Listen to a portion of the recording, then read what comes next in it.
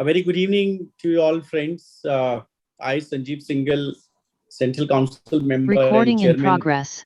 Auditing and Assurance Standard Board and Chairman, Sustainability Reporting Standard Board, welcome you to this sixth webinar of the Auditing Standard Board for this month on the various auditing standards. Overall, it is the 26th webinar and the seminar of the AASB for this council year. We've done 20 programs on bank audits. The idea of these webinar series is that during this busy audit season, if we can take up a brief overview of the various auditing standards that you should keep in mind and also answer your queries. So that's the objective. We have also launched an expert panel which will answer the audit related queries which you may encounter while doing the statutory audit. So please feel free to send your audit related queries only. This panel will answer, as I said, audit related queries, not the accounting related queries. Today's topic is the evaluation of misstatements identified during the audit and the written representations. So today we'll be covering SA 450 and SA 580. And the evaluation of misstatements is very, very important because that will define whether the auditor can place a reliance on the internal control, whether he can place a reliance on the statements made by the management. If these are material, whether they call for a modified opinion in the form of a qualified report, but if they are material and pervasive, whether they call for an adverse report or a disclaimer of an opinion. And similarly, the importance of the management representation is being debated a lot these days. There are situations when management representation is to be taken, but as an auditor, we should keep in mind that management representation is not the substitute for carrying out the audit procedures. As an auditor, we remain responsible for our audit report. Yes, there are many areas, for example, in the new CARO and in the new Schedule 3, when we talk about the Benami transactions or when we talk about the transactions or the funding which is given with an intent to fund an ultimate beneficiary. And there are so many areas on which we obtain management representation. But as we saying that it is only one of the mode, and the primary responsibility will always remain with the auditor, whether he wants to rely on the same or not.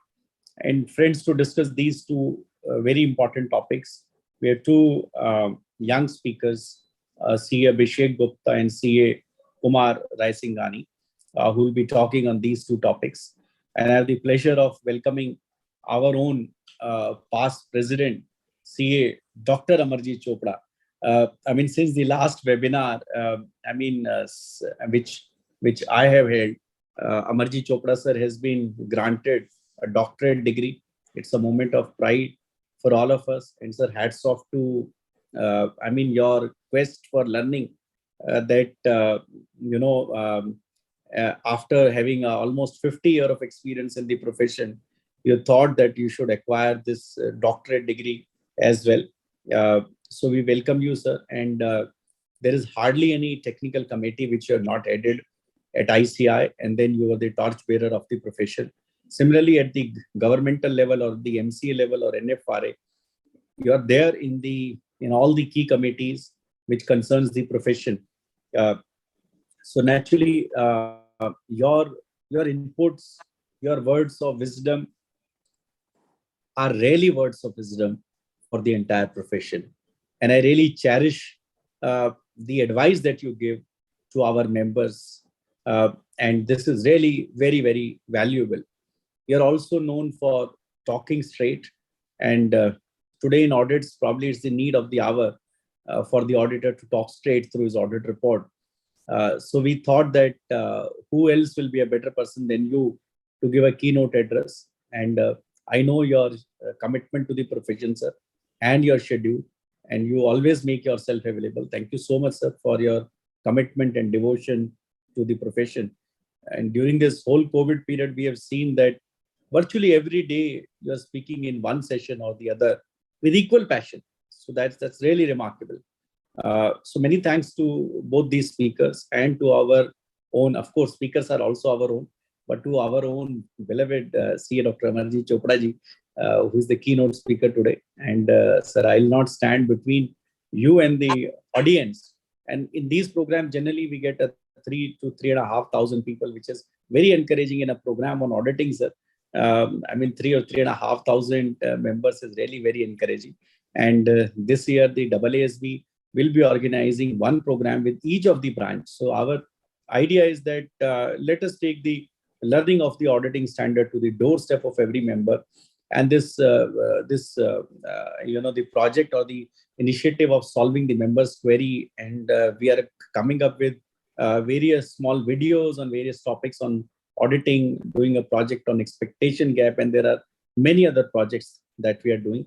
If the learned members who are attending this webinar wish to contribute to the activities of the AASB with sufficient technical expertise, you are welcome to write to us at aasb.ici.in, and we will certainly evaluate what you want to offer to your alma mater. With this, I would now like to request Amarjit Chopra sir for his keynote address. Over to you, sir. Thank you, Dr. Sanjeev Singhal. And of course, the two distinguished faculties for the day, Mr. Abhishek Gupta and Kumar Rai Singhani. I think it is a privilege to be with you all this evening, as I can say it. I have always said one thing, that unfortunately auditing standards in various seminars have always taken a back seat. Try to propagate it to the extent possible.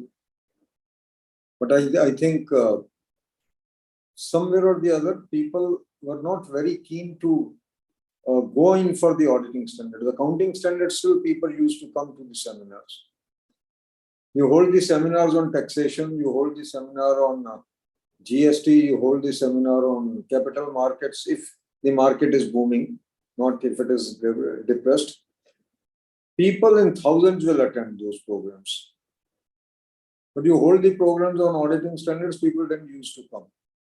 And it used to demotivate a lot many speakers. Of course, one has been amongst those who will like to even address 15 people or 10 people with equal amount of enthusiasm, if these sessions can be interactive. Sanjeevji, I must thank you for all your initiatives that you have taken in this particular period with regard to the auditing standards. I think constitution of NFRA has really led to a situation that members have woken up to the need of learning standards on auditing also. I still remember one of the very interesting episodes, and it is a real life story, it's not a fiction, let me put it this way. We used to have AAS, we all know, Audit and Assurance Standards. And I was talking to one of the chairmen of the branches, and I told him, boss, we need to hold a program on AAS.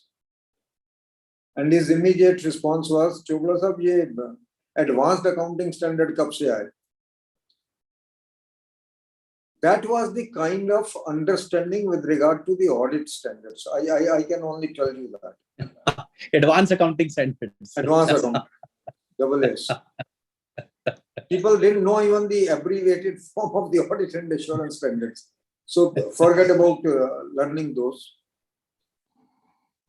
And if you really ask me, SRS 4410 is probably the most misunderstood, rather not read standards so far as we are concerned. Because you go to any of the banks for the audit, either as a branch auditor or as a central auditor, you will have thousands and thousands, not hundreds, I am telling you, of the certificates given by the chartered accountants compiled from books of accounts. No report, nothing, no comment, simply a round stamp and a sort of एक चिड़िया सी बिठा देते हैं उसके ऊपर अपने signatures की चिड़िया ही बोलूंगा मैं, इससे ज्यादा कुछ नहीं। वो चिड़िया ही नजर आती, नाम भी नहीं पढ़ा जाता उनका एक्चुअली। सर एक सेमिनार में हमने बोला 4400 के बारे में, कहते हैं सर 4400 स्टैंडर्ड इंस्टीट्यूट ने निकाल दिए, पता ही नहीं चला। तो what I am trying to say is this is the most unfortunate part, and how many members can be held guilty for this, I cannot even explain to you. And then people give compiled from books of accounts without even generating ULIN. That I can tell you, you are in the council right now. I think you need to talk to the various bankers. Are they really looking at that particular situation or not? But today the topic is slightly different.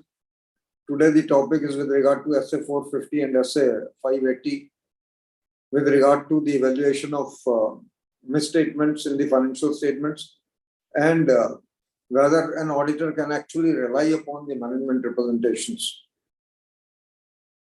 I think both these standards are correlated. If you really ask me, I must appreciate you for picking up these two standards, which are to a very large extent interrelated somewhere or the other. Because when I talk of material misstatements or misstatements, evaluation thereof, and I also talk of the management representations, I can tell the members who are attending this particular program, in a very large number of tax audit reports, very, very large number of tax audit reports. I'm not on this point whether it's a proprietary firm or it's a company or it's a partnership firm, because misstatements can arise anywhere in any of the financial statements for that matter. And auditing standards are applicable to every entity wherever I'm conducting the audit. Let's also be very clear so far as this particular part is concerned. I think a significant part of the membership, and I don't have hesitation of saying that a significant majority of the membership, particularly in the Mufassil town and equally in the larger town places also, will write in the, when they attest the partnership firms or they do it for the proprietary firms, they will say inventories as certified and valued by the management. What does it mean? I can't make out what is being written. Recently, we had a case of Gujarat. One of the tax auditors, the case was referred to us by, I think, enforcement agencies, which very clearly said that probably the client did not exist at the premises for the address of which was given in the tax audit report. And when we called this gentleman, and when this respondent came before the disciplinary committee, and we asked him the question that where did you conduct the tax audit? He said, I conducted the tax audit at my own premises. Then we asked him, who brought you the books of accounts? He said, the accountant brought me the books of accounts. We said, did you ever go to the client's office? He said, no. We asked him the question, did you ever verify the inventories? The answer was no. Did you ever verify the cash? The answer was no. How did you rely upon it? He said, I have written very clearly in the financial statement itself. I have disclosed that it is as per certification by the management, and it is as certified and valued by the management.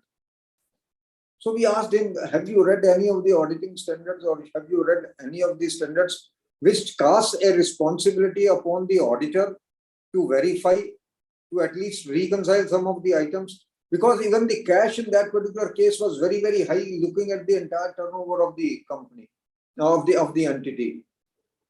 His reply was, sir, क्या आप उस जगह पे आइए, मैं उस जगह का नाम नहीं ले रहा हूँ, बड़ा भारी शहर है गुजरात का. He said कि आप उस शहर में आइए, हम सब लोग यही कर रहे हैं जो मैं कर रहा हूँ. तो उसका तो मेरे पास कोई जवाब नहीं था, ना हम तीनों जो डिसिप्लिनरी मेंबर थे हमारे पास कोई जवाब नहीं था, but ultimately we had to hold him guilty. But what I am trying to tell you is that in the tax audit reports in particular, people obtain management representation and they feel that they are absolutely safe about it. I think this is the biggest myth which people don't realize. Because suppose somebody says that I have got a crore of rupee cash. Have I verified that whether the company did have that cash, whether the entity did have that cash? Whether I verified it at any point of time and reconciled it even backward or forward for that particular matter. Management representation does not guarantee you that whatever is being stated is correct. The standard SA 580 is absolutely clear that as an auditor, it is me and me alone who is supposed to verify the authenticity and the veracity of the management representation in those circumstances. I think this is somewhere we have gone absolutely haywire. Our auditing profession has gone haywire, if you really ask me. We start relying on the management representation as if it is a gospel truth. It is not. Because if at all I have to rely upon the management representation, then the entire balance sheet and profit and loss account have been signed by the management and I should rely upon that. Where is the need for the audit in that particular case? I think whether it is with regard to the receivables, because most of the time you ask somebody the question, have you looked at the provision? He says the management has certified that all current assets have been stated at the realizable values. No, management will definitely state that. There is no doubt about it. But how? I have verified that. Now, why the need in the CARO has come in, or why the need in the Schedule 3 has come in, that we had to ask for, please give the aging of the capital work in progress even for that matter.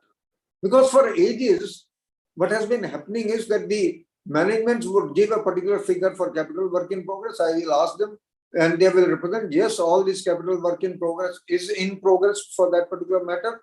And the projects will be actually executed as in the due course of time. We had to ask it because there were a number of projects which were languishing, having been started, they were never seeing the light of the day, and nobody looked at the impairment of these capital work in progress. Now, I as an auditor cannot say that I will not look into the aging of the capital work in progress. And people kept on capitalizing interest and other administrative overheads to those capital work in progress. Now, this is all which was leading to the misstatement, basically, if you ask me. Because if you keep on capitalizing certain things which you cannot capitalize, it clearly means that what you are reflecting in the profit and loss account is incorrect. What you are reflecting in the balance sheet is incorrect for that matter. Now, you keep on relying upon the management representation and keep on saying that. I will give another example, which I have been giving in any case for the purposes of the branch audits. Now, in one of the company's cases, and believe me, the total exposure of the banking industry in that particular case was 1,700 crore rupees. This is one example which I have given in every seminar, every webinar for that matter. Now, what one looked at was that the work in progress, not capital work in progress, work in progress of the company was almost 10 to 11 months of the total turnover. 10 to 11 months turnover. If suppose the turnover was 1,200 crore rupees, the work in progress was to the extent of 1,100 or say 1,000 crore rupees. Now, this was a very peculiar kind of situation for us. And we looked at the assessment of the work in progress when the first operating cycle was to be determined by the bankers. And that the operating cycle very clearly said that the company could have a work in progress to the extent of a month and a half or 2 months for that particular matter. Now, if the work in progress has jumped to a level of 10 months or 11 months, is the auditor not supposed to look at that particular part? I think this will be ridiculous that I say the management says that the work in progress has gone up to 10 months or 11 months. And what we found out was average sale realization. Please mark my words. Average sale realization was about 1,200 rupees to 1,300 rupees per kg of the product. And you know what was the value of the work in progress? At what rate it was being valued? 2,400 rupees per kg. The work in progress was being valued. Now somebody says, sir, management has represented us. So we asked the banker even, are you funding their losses? If the average sale realization is only 1,100 or 1,200 rupees or 1,200 or 1,300 rupees per kg, their work in progress is being valued at 2,400 rupees per kg and it's a part of your note sheet. What kind of audit the auditor has done and what kind of due diligence the banker is doing for that particular matter? Now, if I keep on relying upon these kind of management representations, it is going to lead to misstatements in the financial statements for that matter. And I think 450 is very clear. 450 says misstatement can arise out of either a fraud or an error. It can be a due to wrong classification, wrong presentation, wrong disclosure, wrong accounting, whatever it might be. But what the auditor is supposed to evaluate is any line item for that particular matter. It can lead to. Now, people have been, you used to have deferred revenue expenditure. I think for a very long time, we used to have in the balance sheet deferred revenue expenditure. And an expenditure which should have been charged off in the same year was being deferred over a period of 12 years or 10 years or 15 years or 20 years. I think today, that particular risk is in respect of the intangible assets. How this .com valuation comes, frauds have taken place. I think that has been one of the areas of concern. Basically, if you ask me, as an auditor, I'm supposed to look at the management representation, test its veracity, authenticity, correctness, everything. And similarly, I have to evaluate whether there are any material misstatements or not. Materiality levels will be determined. I think when Abhishek or Kumar Rai Singhani talk about it, they will definitely talk about how to determine the materiality of the various misstatements, because there could be certain errors in any of the financial statements which the auditor may go and communicate to the people charged with the governance and say that I don't expect that this will lead to material misstatements in any case. These can be some kind of errors, or these can be some kind of omission, but may not be adjusted. This is, you can adjust it in the next year for that matter if you want to do it. But what is important for me is what we are going to do. Look at, I will give another example, Sanjeev ji. Again, this is one example which I have been giving in every branch audit for that matter. But this is more related to the audit of a company than the audit of a branch for that matter. One of the chartered accountants, I will start with the figures, and these are absolute figures. These are correct figures. It's not, again, it's not a fiction which I'm giving you. The opening balance of the trade receivable was 55 crores. The total turnover from 1/4/2015 to 31st March 2016 was to the extent of 205 crores. The debtors which have been certified by someone, the trade receivables which have been certified by someone, as on 31st December 2015 and submitted to the banks for the purposes of the limits, were 296 crores. I repeat the figures. 1/4/2015, 55 crore opening trade receivables. Total sales from 1/4/2015 to 31st March 2016, 205 crores.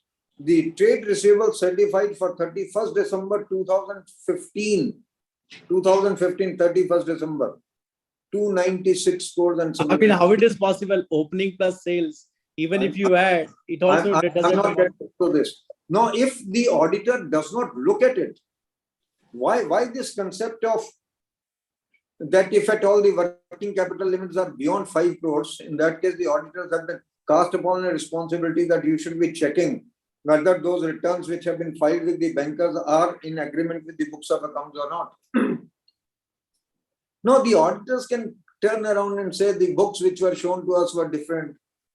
Now, that kind of an argument is untenable, believe me. Nobody is going to agree to that kind of an argument.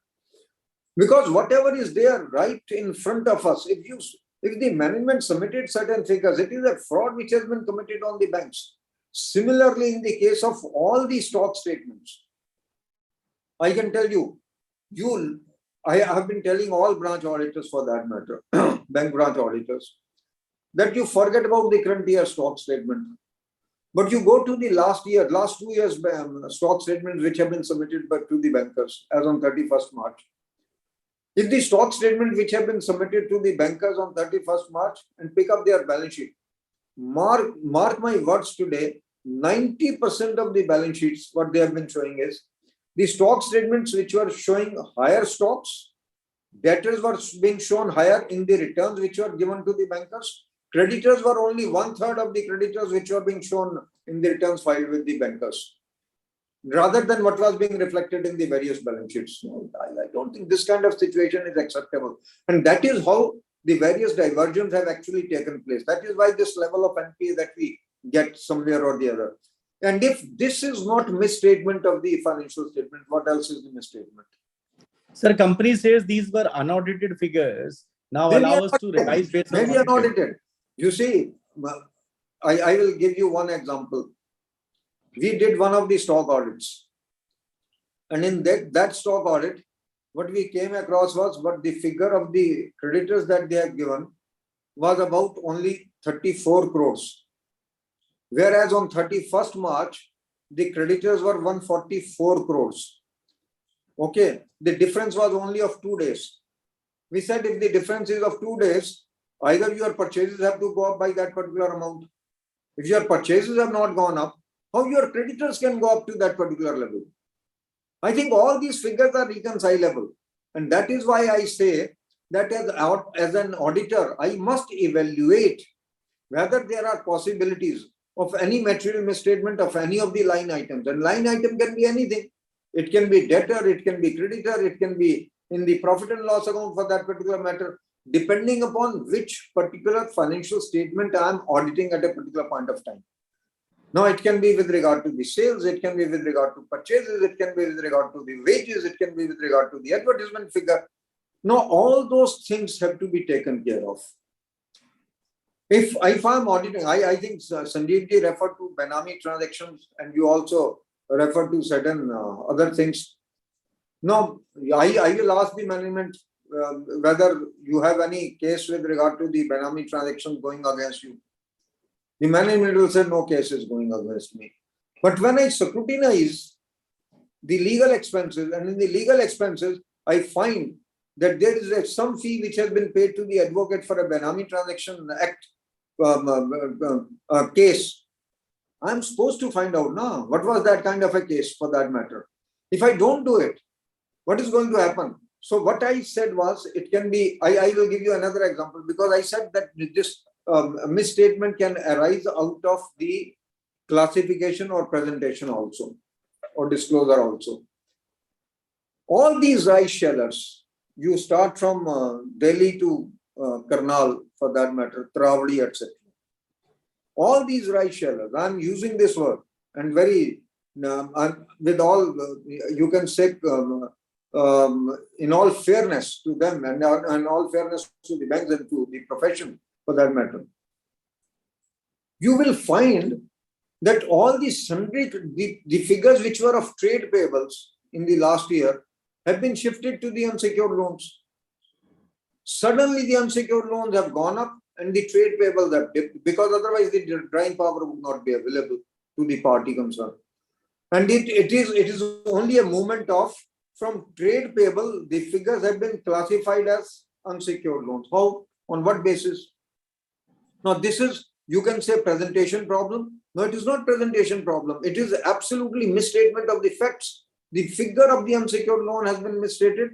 The figure of the trade payable has been misstated.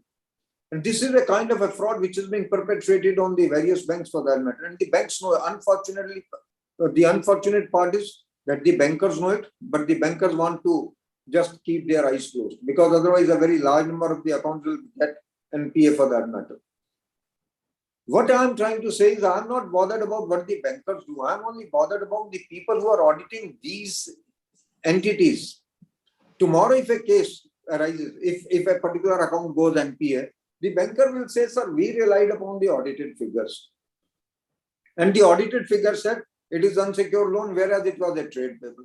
And believe me, sitting over in the disciplinary committee in the last 4 years, I have seen the bankers, the tax people, the enforcement agencies, the partners, the directors, when they fight against each other, they all were gang up only against one person, and that is the auditor. And the auditors don't realize it. My humble submission to the auditors is, my humble submission to my own fraternity is, let's be very clear about it. We are there to protect the interest of the various stakeholders. People always tell me why there are certain things, the advocates undertake certain cases of the criminals, and why only we are being targeted. I always maintain one thing.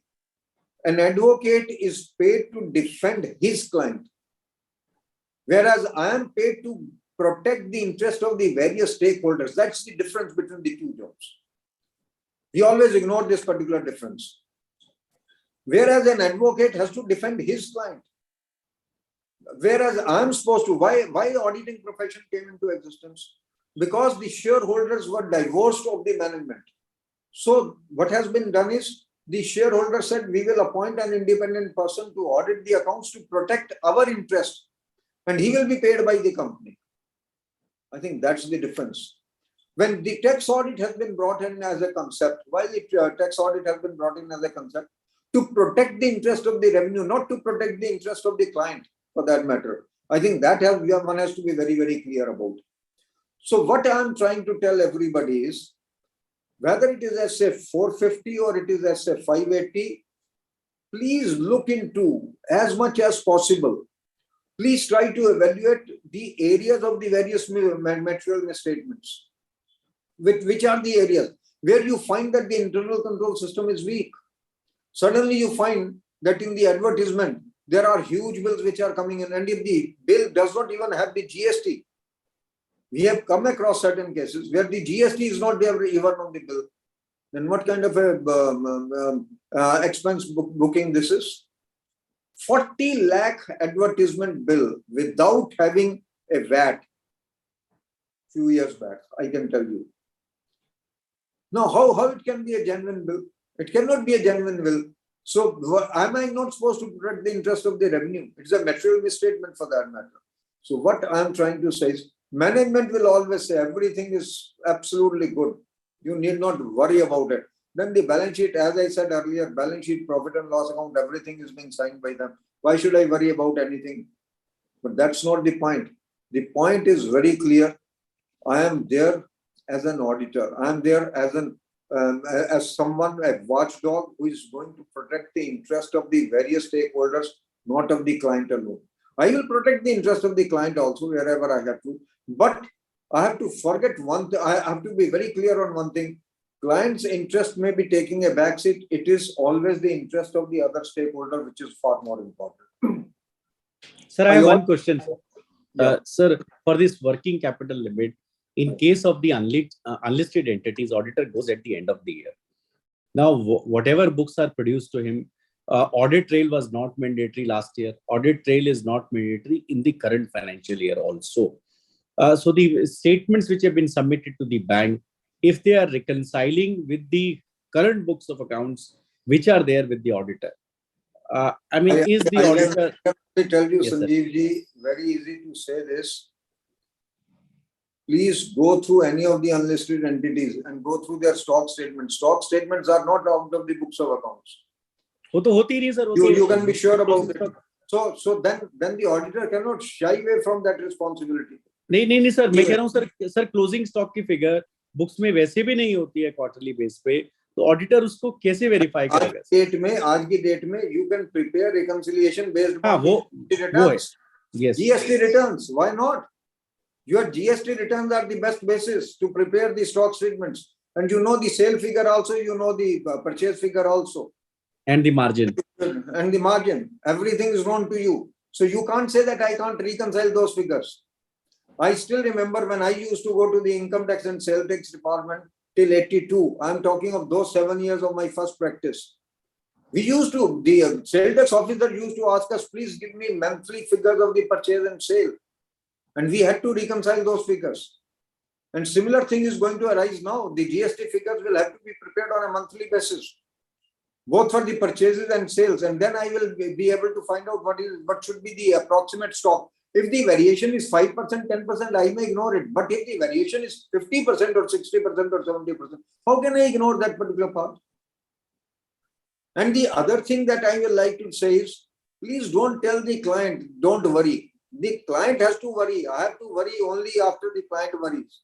Unfortunately, what has been happening is that I have been worrying more than what the client worries for himself. The client has to worry first, and then I have to worry. And that is why I think, Sanjeev ji, you have been a part of that committee. We made sure that it is first the management which will certify certain things. And then so that's an excellent move, sir. Excellent move. One of the best move that the management has to represent. Management, I think we have adequately protected our members. Now it is members' duty to do justice. Members' duty to protect themselves. No, even the ratios first they have to certify and then only it will come to me. Everything is being certified by them. I think we were very clear in that. The finest example, sir. Finest. Yeah. Because no way that I will like to take the responsibility. But I think as the time moves on, the more and more of the chartered accountants are going to be held responsible for certain acts. Let me be very clear about it. And I think non-compliance with I have always said one thing, that all these auditing standards are basically a shield to me. मैं इसको हिंदी में बोलता हूँ मेरे कवच हैं. Insurance है. ये मेरे कवच हैं, ये मेरा insurance है. Basically, if I have complied with them, at least I can defend myself. If I don't have any of the working papers, if I have not even looked at the management representation, I have just kept it in my, you can say, file without looking at it, then I am definitely running the risk. The management says all debtors are, all trade receivables which are being shown in the books of accounts are good for recovery. But what I find is bill number 22 has been paid, 23 has been paid, 25 has been paid, 26 has been paid, 27, but 24 has not been paid. Then am I not supposed to find out why 24 has not been paid? Either there is a quality issue or it's a non-receipt issue.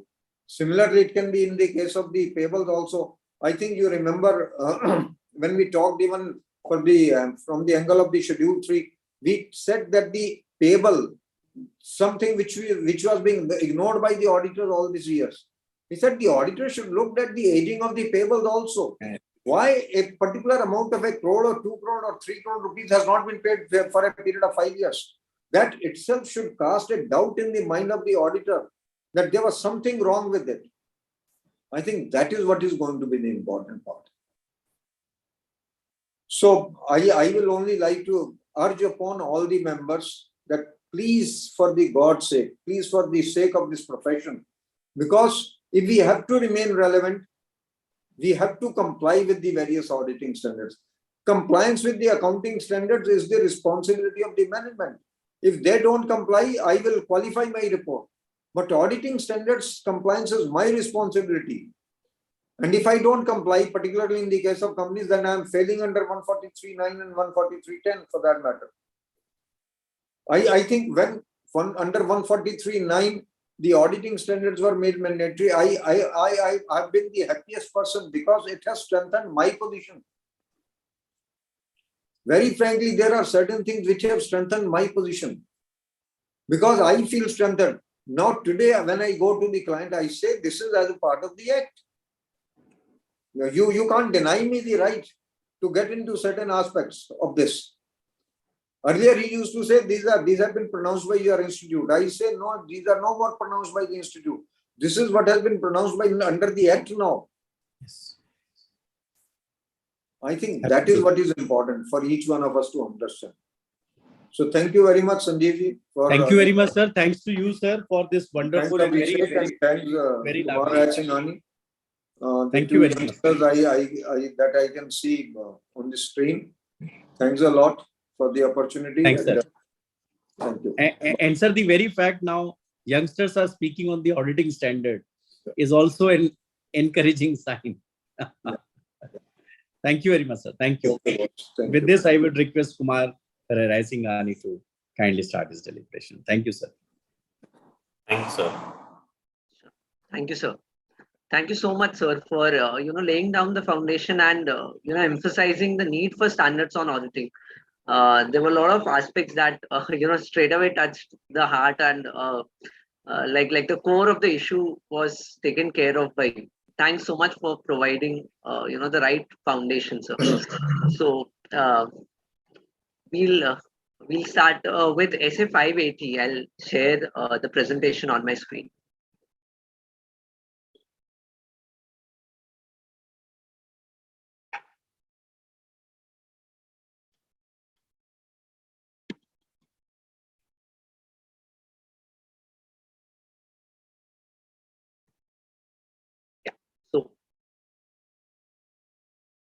So I'm going to speak on SA 580, which deals with written representation. So we'll just take a quick overview of first how a risk-based audit works in today's scenario as per the standards on auditing. as sir mentioned in the beginning, that earlier there used to be auditing and assurance standard, and then the institute came up with the standards on auditing, which principally focused on a risk-based audit approach, wherein we as an auditor are required to assess the risk. Not all audits may be equally risky.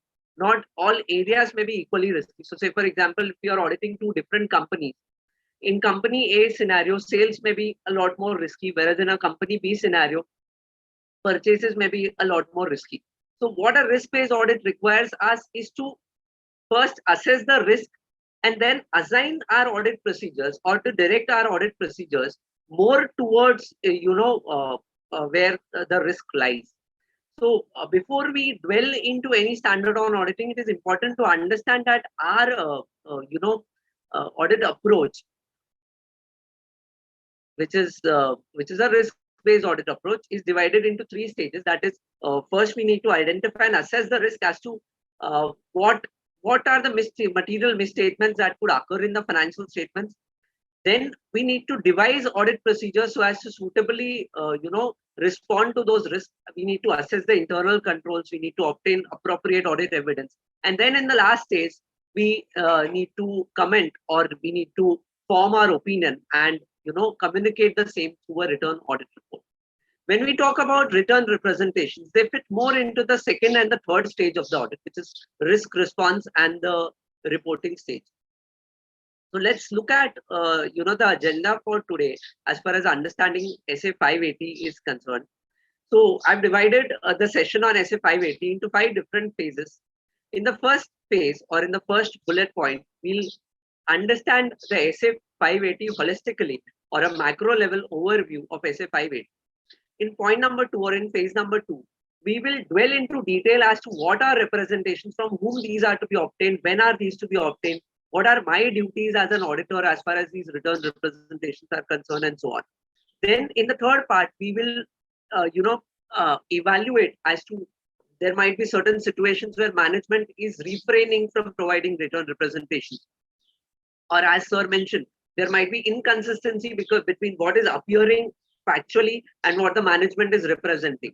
Then in such a case, how do we deal with those inconsistencies? How do we evaluate, and how do we how will that impact my opinion on the financial statements, is what we will deal in point number 4. In point number 5, what I've tried to sum up is, everyone would be aware that Quality Review Board reviews the work of chartered accountants as a part of their statutory audits. So they come up with a report every year wherein they point out certain deficiencies that they observed, and this document is available in public domain, and it will leave us certain points to ponder as to where are certain non-compliances that are happening as far as auditors are concerned regarding SA 580. So these are the 5 aspects that we intend to discuss and cover today.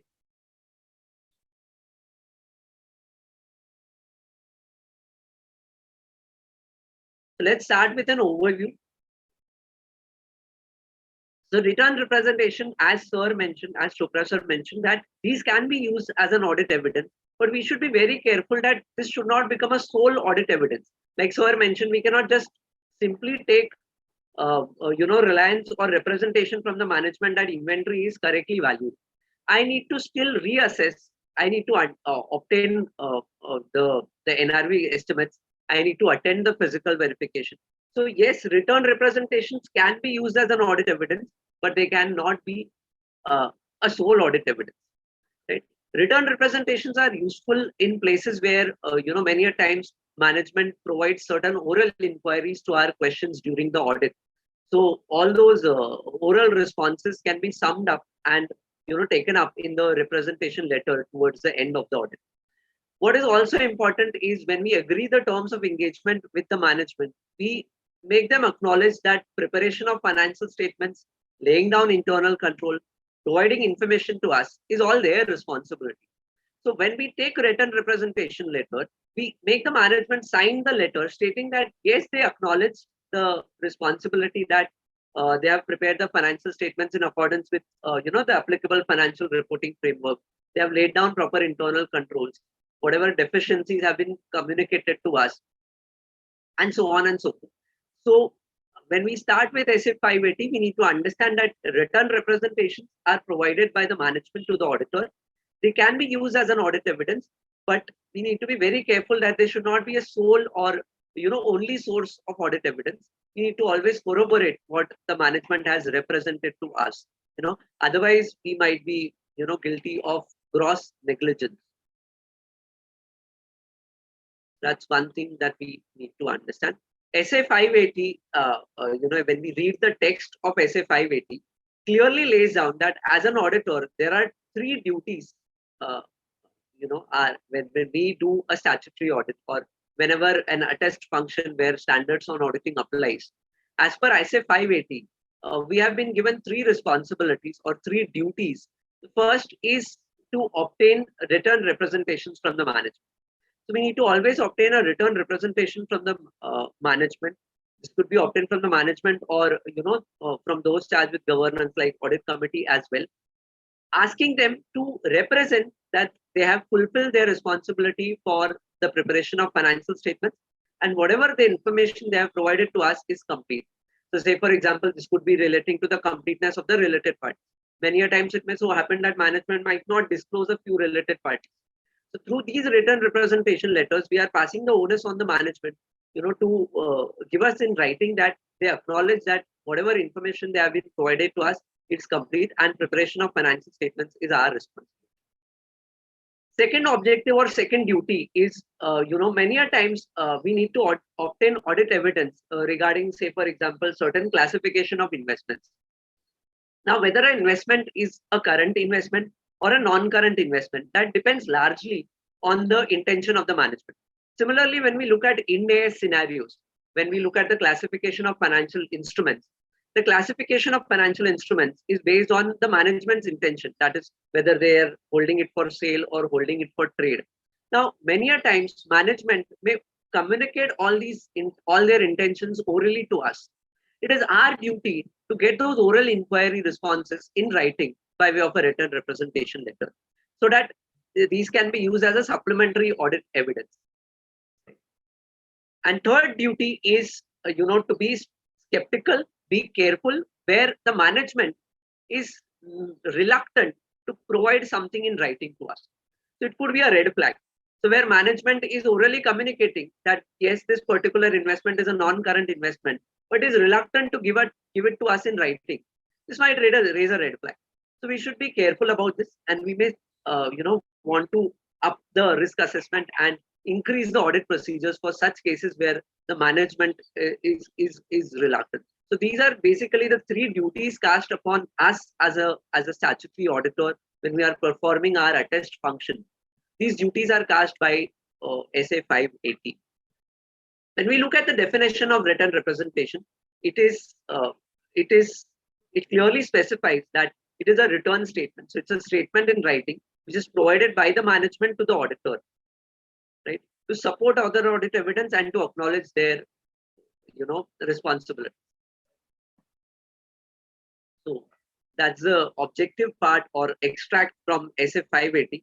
The practical application, just to sum up in a nutshell, what we discussed in the previous two slides is, when the management signs the engagement letter, they acknowledge or they accept various responsibilities regarding preparation of financial statements, providing complete information.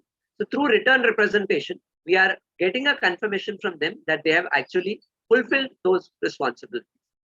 Plus, during the audit, they might make various verbal representations. Through written representations, what we are doing is we are getting those verbal representations in writing so that they can be used as an audit evidence, and it can be supplemented with other audit evidence that you would have collected during the audit. At many places, there are other standards on auditing also that would require us to specifically obtain written representation. So say, for example, material misstatement is one classic example, which I think Abhishek ji will duly cover in his session. And you might have identified certain material misstatements which are neither material nor pervasive. So you might want to get a representation from the management that yes, these are the immaterial misstatements which we are living away with. Right? So written representations, just to reiterate, cannot be a sole audit evidence. it cannot be a substitute for performing other audit procedures. So like Chopra sir gave an example, I cannot just say that I have not counted physical cash because cash has been represented by the manager. So cash physical verification is an important audit procedure. We cannot skip that by simply obtaining return representation. So return representation cannot be a sole audit evidence, but yes, they can be used as a corroborative audit evidence. And the fact that the management is acknowledging their responsibility. So, this is what I wanted to communicate before we go into detail of SA 580. So now let us deep dive into the requirements of SA 580 as to what is return representation, who provides it, what are its contents, when it is provided, what format or how they are provided. These are the various questions that come to mind when we talk about return representation. So coming to the the what part, the what part is very clear from the definition that it is a return statement. Return representations are a return statement in the form of a return representation letter that is provided by the management to the auditor, whereby they confirm certain matters which they orally communicated. They confirm about or they acknowledge their responsibility which they had already accepted while signing the engagement letter.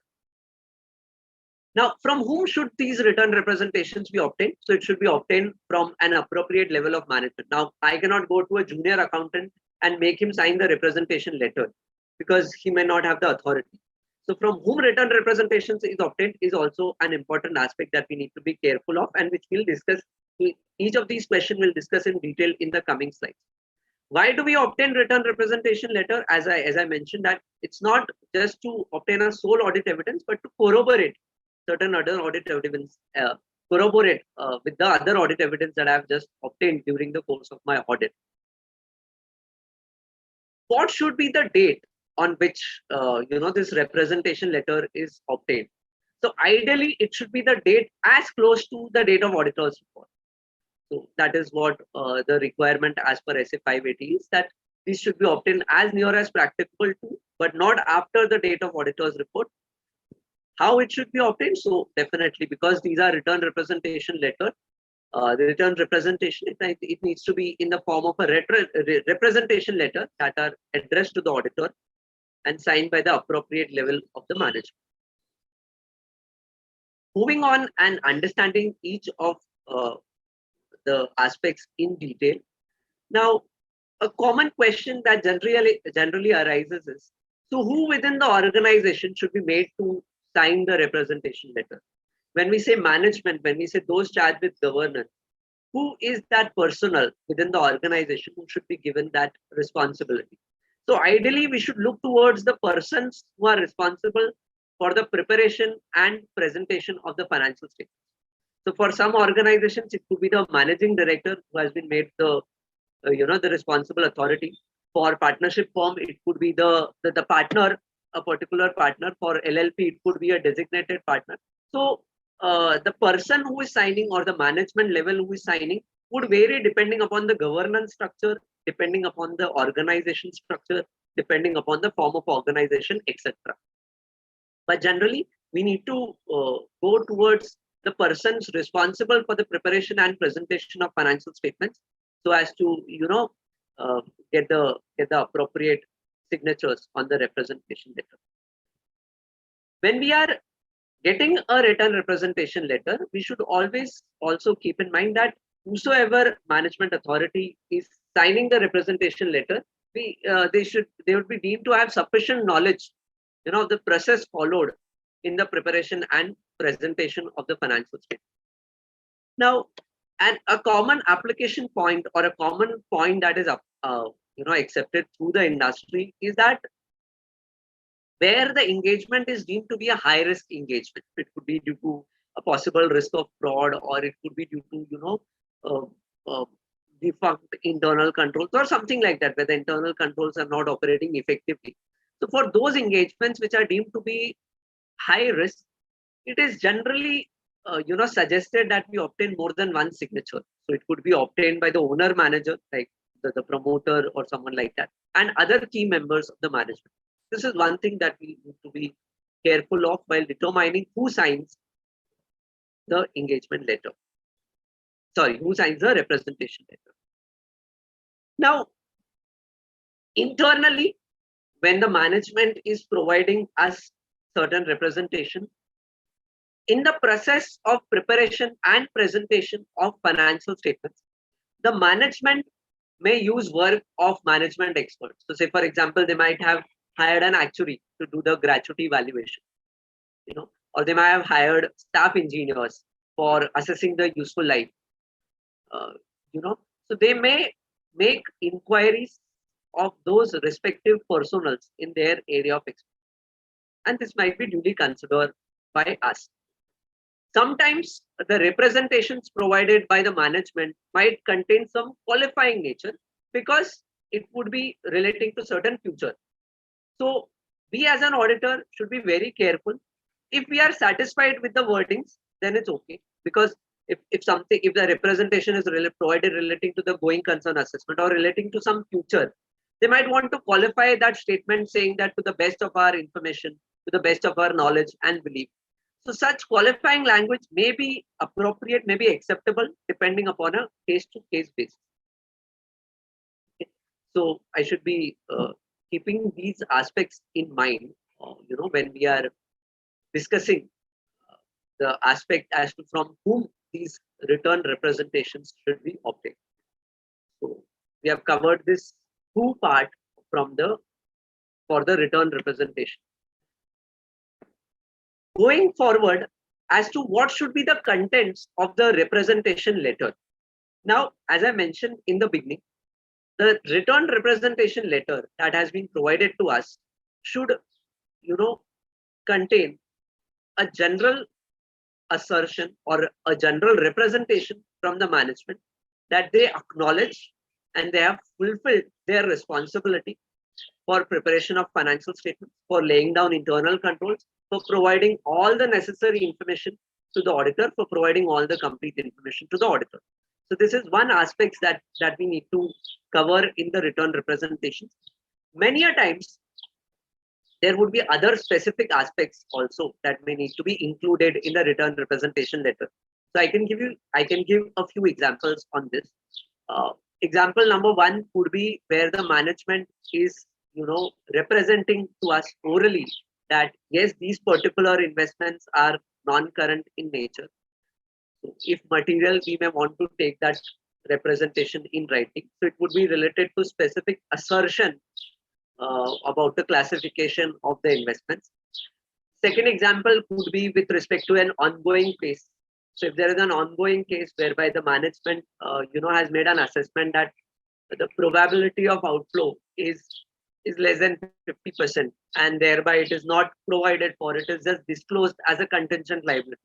We may want to again take it in writing that yes, it is actually that way, and because of this, we have disclosed it as a contingent liability and not recognize it as a provision. Another example could be a return representation with respect to the going concern assessment. So these are the certain aspects that we need to understand while obtaining, the return representations or while looking at the contents of the representation letter. So one would be the specific aspects, which is for certain areas and for certain assertions, as I mentioned. Plus, there would be general objectives, which is whether the management has acknowledged and fulfilled their responsibilities. That is to provide us all complete information, recording all the transactions, laying down internal controls, preparing financial statements, providing all the disclosures, and so on. So this was as far as the contents of the return representation letter. What should be the date? What should the date on the representation letter? So as I mentioned in the beginning as well, that the representation letter should be dated as near as practicable to the date of audit report. Obviously, it should not be after the date of audit report, because return representation will be an important aspect for me while arriving or while forming my audit opinion. So say, for example, return representations are not provided. I cannot conclude, I cannot form an audit opinion. If the management has not accepted their responsibility for preparation of financial statements, I cannot form an opinion on the financial statement. I cannot sign the audit report. So unless and until the return representation letter has been provided and has been kept on the file, the audit report should not be signed, it should not be released. So that is why they say that the rep letter or the representation letter for that matter should be signed on a date which is as near as practicable, but not after the date of the auditor's report. Another important aspect is what should be the period covered by the representation letter. So it should be for the whole financial statement. So this is one very important aspect. So it is for the period as a whole, not on a particular date.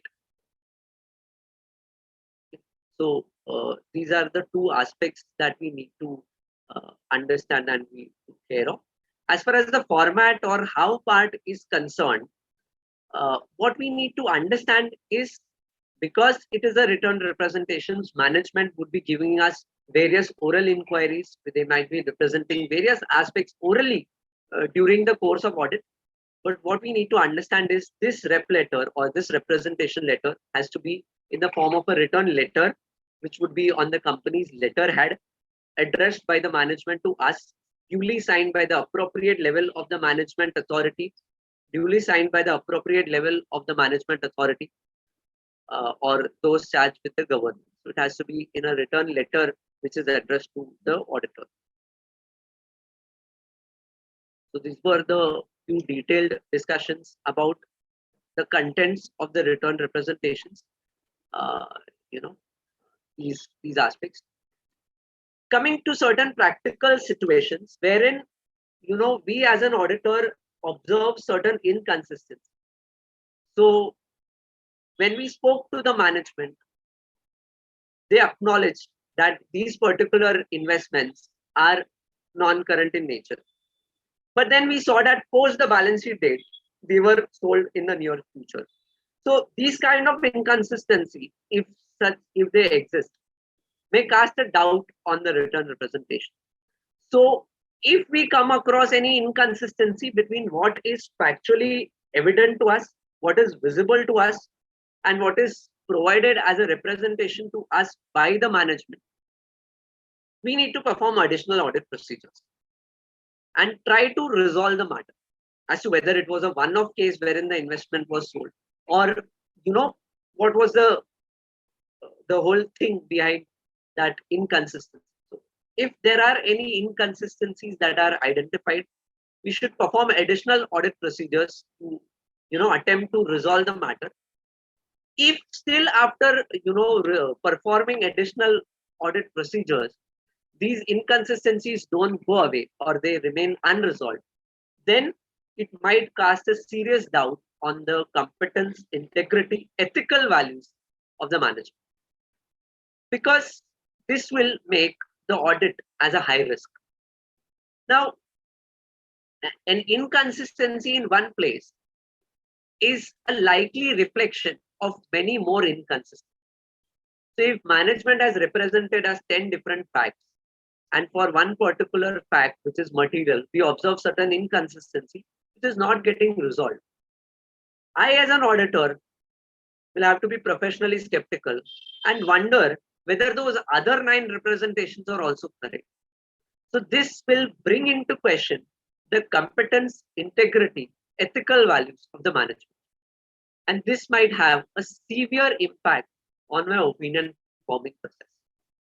If those inconsistencies are such nature that I am forced to conclude that return representations are not reliable, I may have to appropriately qualify or modify my opinion. It could be a qualified opinion, it could be a disclaimer, it could be an adverse opinion in accordance with SA 705. So any inconsistencies needs to be very carefully assessed, identified, and taken good care of. Also, it might so happen that, say for example, there are certain areas where the management is reluctant to provide return representation. Say for example, they are ready to communicate to us orally that they have performed the going concern assessment, but they are not ready to provide the fact in writing, or they are ready to state orally that yes, parent company will do the necessary funding so as to keep the company floating. But we don't have anything in writing for that. So if the management is reluctant to provide return representation, or if they are reluctant to include a particular matter in a return representation, we should discuss that matter with the management. We should again re-evaluate about the integrity and the effect this may have on the reliability of representation. So any aspect which the management is reluctant to include in the in return representation needs to be duly considered, needs to be re-evaluated, and again the impact might be such that the auditor might be forced to modify his opinion in accordance with SS 705. So this is something that we need to be very careful of. So all in all, having discussed the general principles of SA 580, we summarize to understand that SA 580 return representations can be used as an audit evidence if they are obtained from the appropriate level of the management. The management has included all the necessary matters, and I as an auditor have additionally performed corroborative audit procedures and sought and obtained audit evidence. So return representations can be used as an audit evidence, but it cannot be a sole or a single source of audit evidence. At the end, having obtained audit evidence, I need to evaluate all the audit evidence, including the return representation, and see what impact it will have on the opinion forming process. Like we just discussed, if the representations are not provided, or if there are any inconsistency, I may have to, as an auditor, I may have to modify my opinion, and this would be duly considered in the reporting phase of the audit, as we saw in the beginning.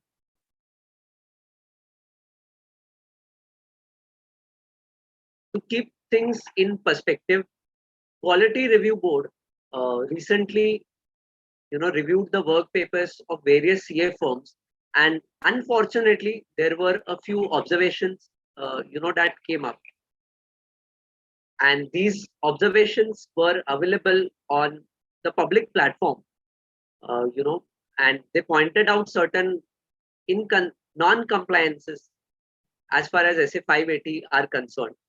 Let's take a look at few of those non-compliances. So one of the aspects that QRB review pointed was that management representation letter had been obtained only for the general points, and other specific items were not covered. Second point, in some cases, audit firm did not obtain a return representation letter stating that the management have disclosed to the auditors their knowledge of fraud. Now this becomes really important because management may be aware about 5 different frauds, but they may have disclosed only 4 of them to us. So it is an important representation in writing to take from the management that they have, they acknowledge their responsibility and they have disclosed all the information about the suspected fraud and so on. In some cases, management representation letter were not obtained for issuance of certificate on corporate governance. Again, this is something that we as an auditor are attesting, we are as an auditor are providing our signature on. So for those matters also, we need to obtain return representation letter. So these were a few observations of the QRB.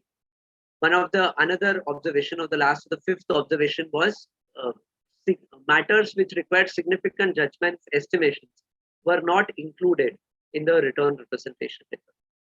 So I've tried to cover the contents of SA 580 in a brief and a nutshell form, highlighting the need for representations to be used as an audit evidence and the double-edged sword that return representation is. So return representations, yes, auditor can use it as an audit evidence. They can be produced in a court of law. It can be the auditor can use those representations to defend it, but only after the auditor has verified whatever is written in there is factually correct, or has exercised due professional care and was professionally skeptical while obtaining those written representations. Now we might take up questions on SA 580 now or probably towards the end. Thank you so much, sir. Thank you so much, sir, for wonderful deliberation. Can you hear me? Yes, Thank you yes, so yes. much, sir. Kindly minimize your slide, sir. Now, Yes. sir, questions we will take up at the end because jointly questions would be there. So we are All having right. with us our another speaker, CA Abhishek ji. Abhishek Gupta sir has already joined with us. Welcome to Abhishek sir once again. Thank you, sir. So over to Abhishek ji for your deliberation, sir.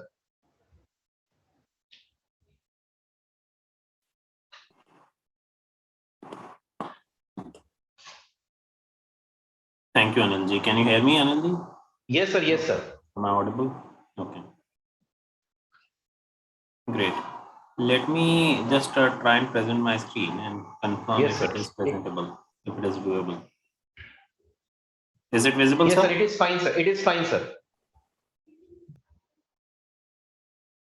Fine, sir. Hmm.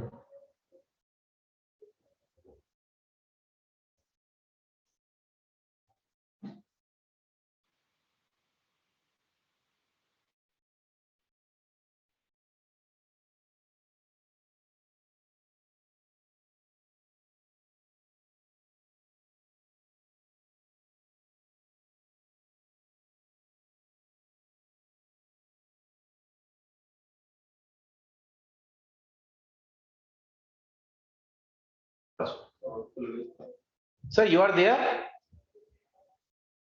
Abhishek, sir, you are there? Sir, you are on mute. लिखो ना उस पे. Abhishek, sir, you are on mute. Yeah. Sir, you are on mute. Can you hear me? Sir, you was on mute, sir. Now it is audible?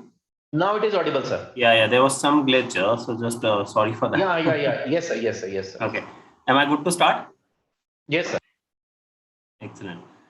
So thank you, Anandji, thank you, Sanjeev ji, and the entire ICI committee for inviting me to kind of present my thoughts on the standard of auditing for 450, which is evaluation of misstatements identified during the audit. I think the initial conversation has gone very good in terms of Dr. Amarjeet Chopra sir has himself kind of spent about 30 minutes talking quite aggressively and quite intensely about this such an important topic of misstatements which are being identified during the audit. So I think the stone has been very well laid out in terms of how critical the misstatements are and how importantly we as a members have to kind of take this into consideration so that at least we are giving you heed for this. So on this note, I am sure that all of us while auditing have kind of considered misstatements as part of our journey, and how we have dealt with misstatements would have depended in terms of how we have kind of really evaluated the entire SA 450 or not. But I think in the next few minutes, we will kind of deliberate in terms of what exactly is SA 450, which talks about the misstatements, what are the different kinds of misstatements. And in case if we encounter some misstatements as part of our audit program or audit review procedures, then how we as an auditors needs to kind of deal with those situations, and in terms of how we need to kind of communicate the misstatements to the management and to the people who are charged with governance as well. So I think with this, I would like to kind of take a dive directly into the misstatements. So SA 450 practically talks about the overall evaluation of the misstatements which are being identified during the audit, wherein we have to kind of deal with how we as an auditor are evaluating the overall effect of identified misstatements and the uncorrected misstatements. So there can be two different possibilities. One is that once we kind of identify the misstatements, that is where we have kind of really figured out some kind of a loophole or some kind of a gaps, whether it is in terms of factual or in terms of the other kind of misstatements. The second thing is that once we identify the misstatements, we normally kind of discuss those misstatements with the management to kind of understand the perspective, how we can kind of correct those misstatements. And there is a likelihood where the management might come back and say that, okay, they have got a reasoning for which they are not correcting this particular misstatement or that particular misstatement. So in this case, there is another element which pops up, which is called the uncorrected misstatements. So that's the reason why we are kind of the SA 450 clearly structure out that it is important for us as an auditor to evaluate the effect of both the identified misstatements and the uncorrected misstatements. And it also kind of take a representation from SA 700, where the auditor's conclusion takes into account how we have evaluated the overall uncorrected misstatements, if any, on the financial statements in accordance with the standard. So this is where, again, where we have to kind of take a conclusion, where the auditors have to kind of make a conclusion. We have to kind of compile with the requirements of SA 700 as well.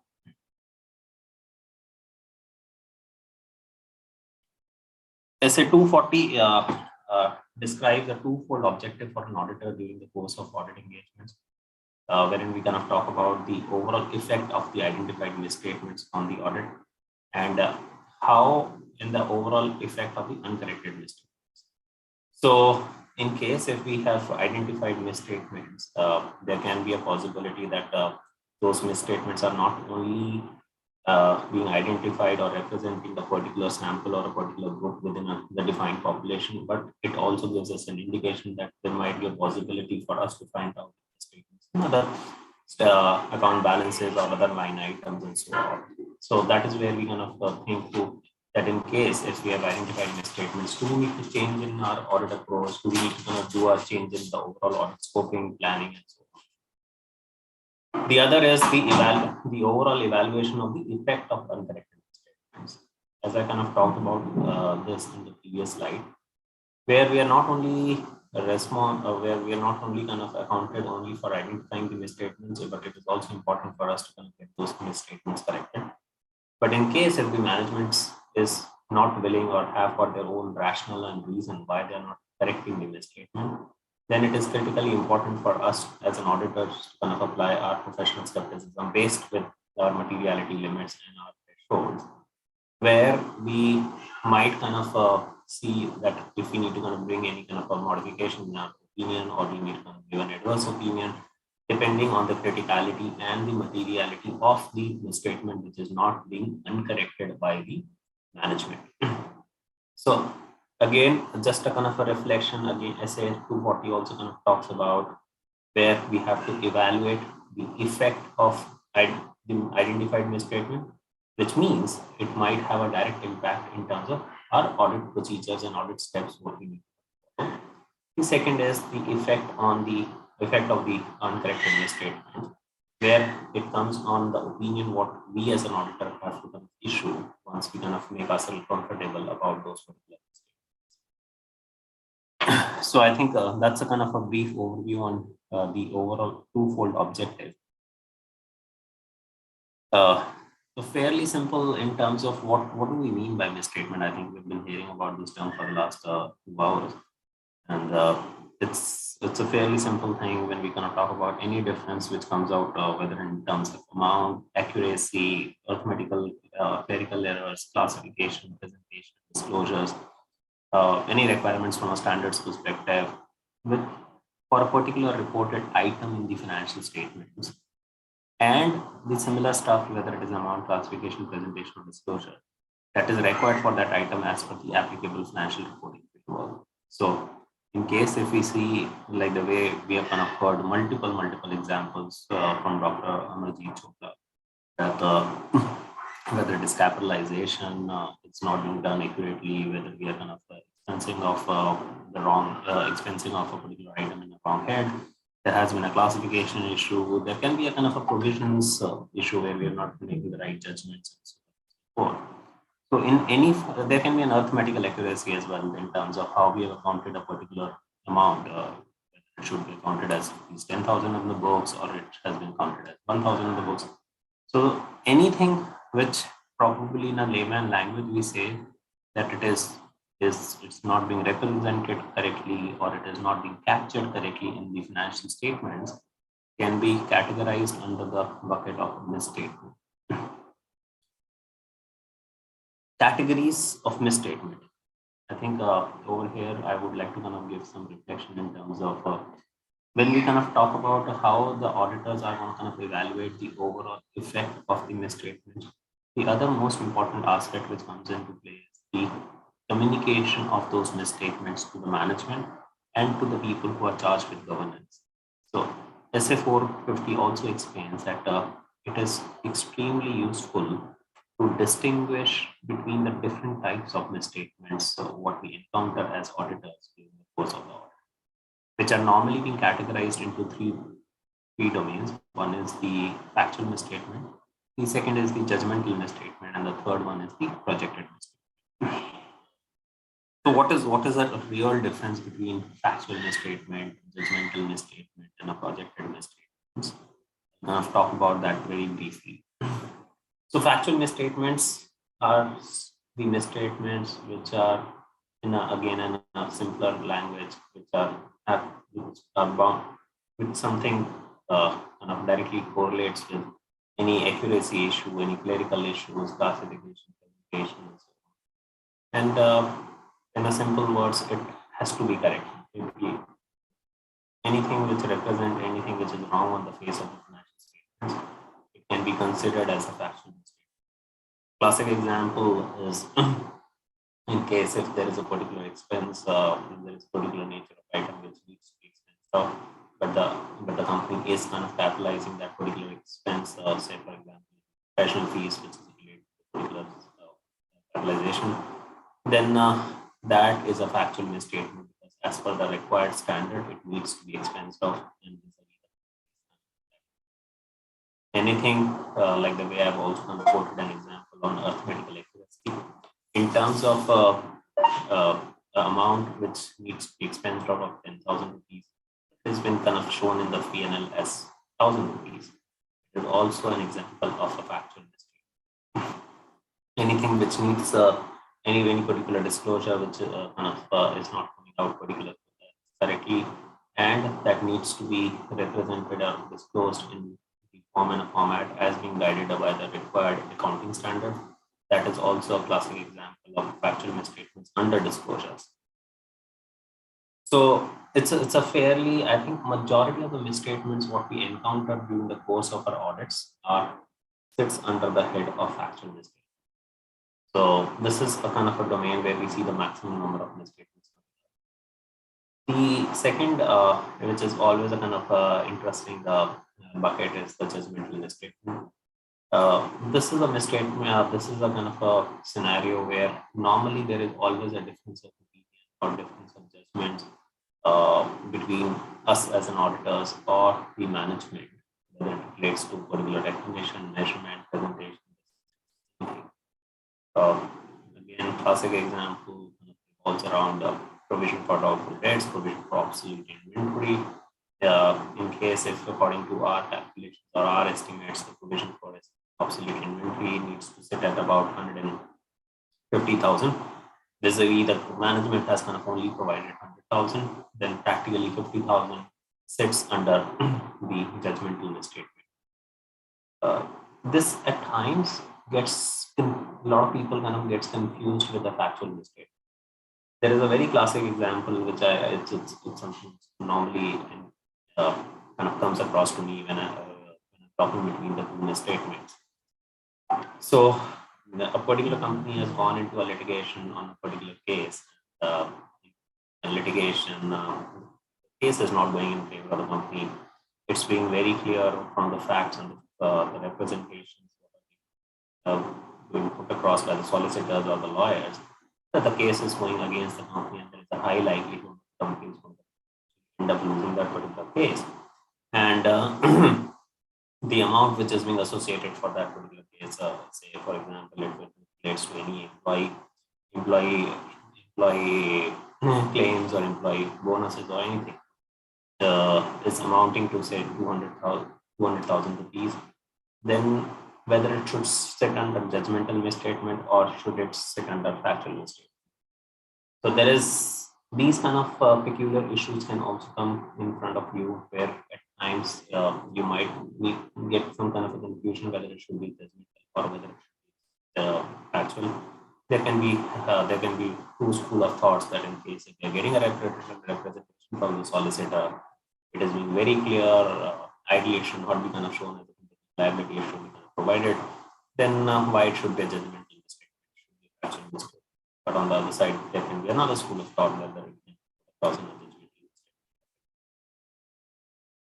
Third, last but not the least, a relatively a complicated scenario, but again, kind of something which normally we see in a recurring items or items which have got an occurrence of times during the day, which is projected misstatement, wherein in case if we have identified a misstatement in a particular sample or in a particular sample of the entire population,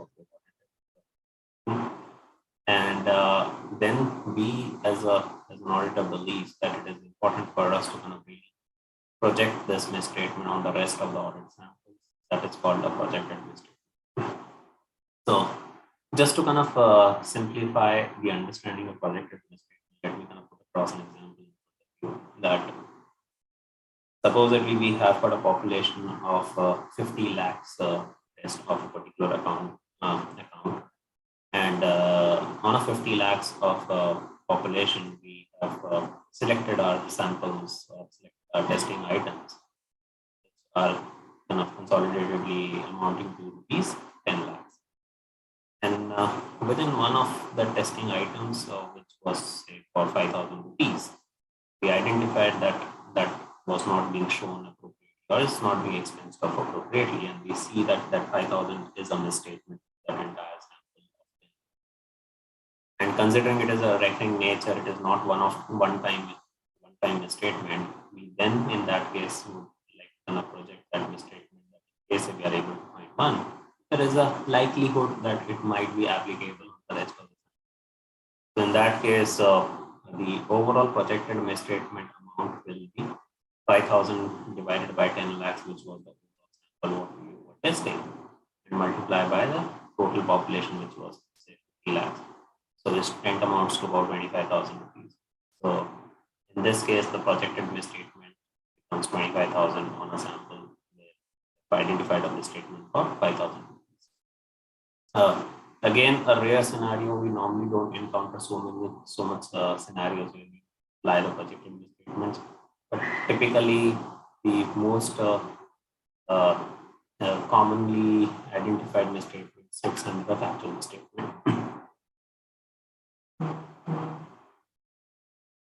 SA450 also kind of has been kind of divided into 5-step model, wherein there have been 5 requirements from the auditors. So one is the accumulation of the identified misstatements.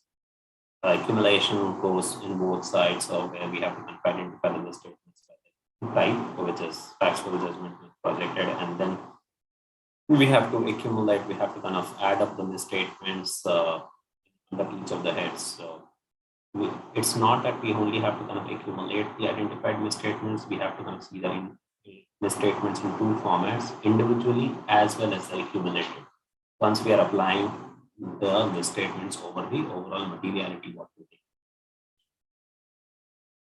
That's the first aspect. The second is the consideration of the identified misstatements as the audit progresses. So this is where we need to kind of really keep on evaluating how we are kind of taking into consideration the identified misstatements, whether the management has corrected the misstatements, and if yes, then what is our approach in case if they've not corrected the misstatements, then what is our approach? The third is the communication of and correction of misstatements in terms of how we are kind of communicating the misstatements management and to the people who are charged with governance. The fourth is evaluating the effect of uncorrected misstatements. In case if we are identified uncorrected misstatements, how we are evaluating the overall effect of them.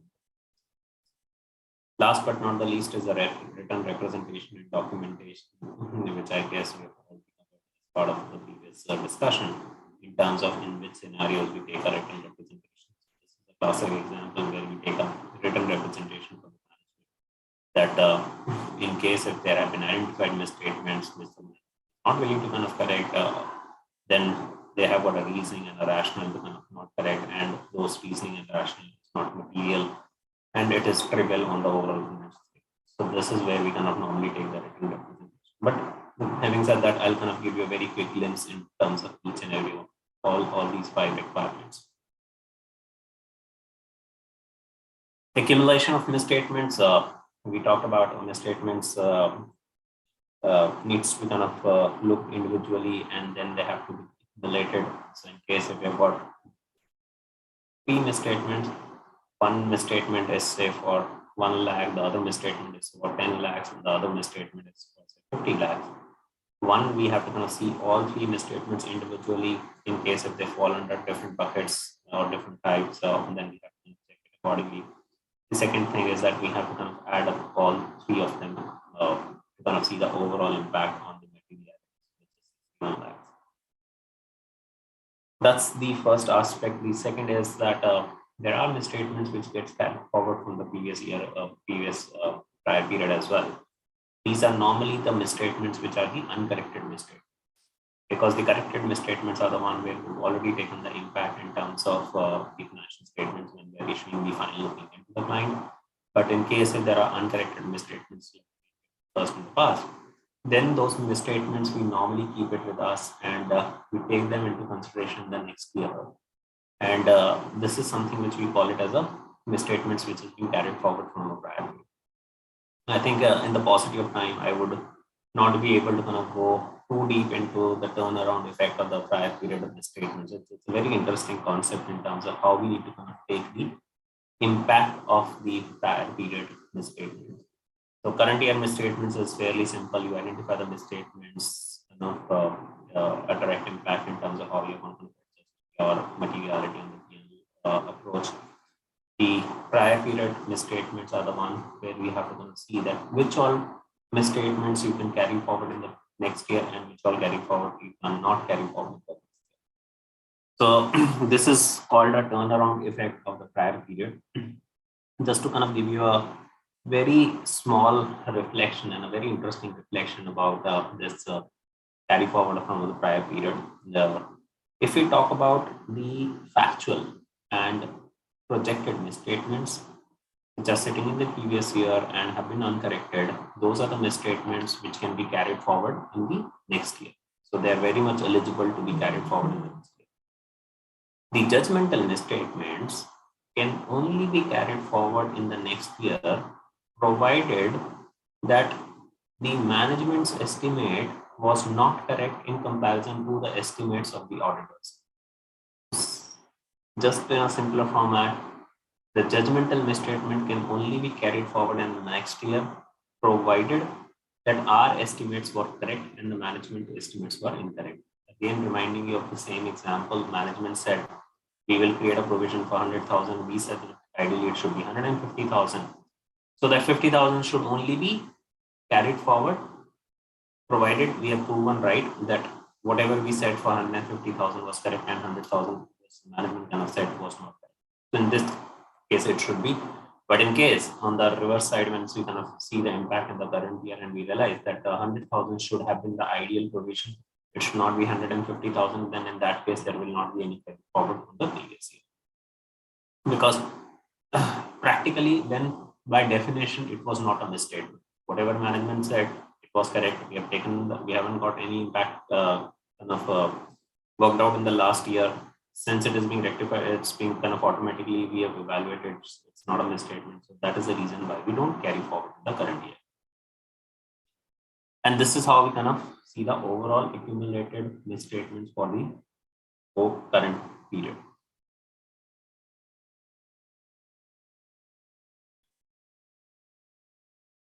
Now we talk about the consideration of identified misstatements as the audit progresses.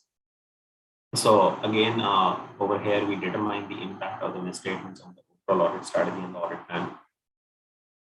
So in case if the overall identified misstatements are material enough, the nature and the size of the misstatements as such, whether individually or in aggregate, they are kind of either coming closer to our materiality or exceeding the materiality, then we have to see whether we need to kind of go back and change our overall audit approach. When I say change the overall audit approach, it might be applicable in case if we increase our testing threshold, or in case if we have to kind of increase the change our materialities or change our tolerable errors to test these. The second thing is that we also need to be cognizant of revisiting our materiality, because normally when we define our materialities at the time when we are sitting with the draft financial statements, But since now we are kind of finally concluding and on the misstatements, it's towards the fag end of the audit. So we might need to kind of revisit our materiality basis, the updated statements, and then we need to kind of reassess whether it is meeting the new materiality, whether the misstatements are falling within the new materiality limits or they are exceeding the materiality limits. Communication and correction of misstatements. So it is very important that ideally we should kind of communicate the misstatements as we are encountering during the course of the audit. We should not kind of accumulate the misstatements towards the end and then give a surprise to the client. Ideally, as and when we are kind of coming across the misstatements, we should kind of open up the dialogue or the conversation with the client. Is that these are the identified misstatements, so that the client also gets time to kind of really react and provide us a solution of that. So, but our sole objective as an auditor is that we need to get the misstatement, all misstatements needs to be get corrected. So that is the sole objective.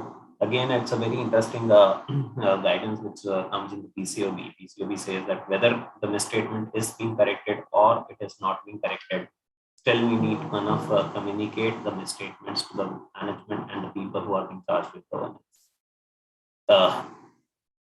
But in case if the management agrees and they says that, okay, we accept that this is a misstatement and we're willing to kind of correct that misstatement, then the auditors, we as an auditors need to kind of just ensure that the adjustment entries have been duly accounted for, or the disclosures have been duly accounted for. In case if the management refuses to correct one of the misstatements, then we need to kind of understand the reasoning from the management that why they feel that it should not be corrected, and then we have to take that into consideration whether that misstatement is material enough or whether it will have an impact on our overall financial statements. So again, just to kind of put up a very interesting example in front of you, the litigation example, what I picked up earlier. So when you have identified there is a particular provision which pertains to a one-off item, and that one-off item happens once in a year or once in 2 years, like the way I'm talking about any litigation or any particular provision which you need to kind of create for say some special transaction which somebody is doing, whether it is a price revision or whatnot. In those cases, in spite of the fact that the materiality of that amount might, that misstatement might be higher than the materiality, it requires the professional skepticism and judgment of the auditors that should we define it as a misstatement which has a kind of an impact on the overall financial statements of the management of the company, or it should be considered as one-off item which does not have a kind of a binding impact on the overall financial statement. So these are the things which we need to kind of evaluate once we are evaluating the overall impact of the misstatements. So very critical to kind of think through.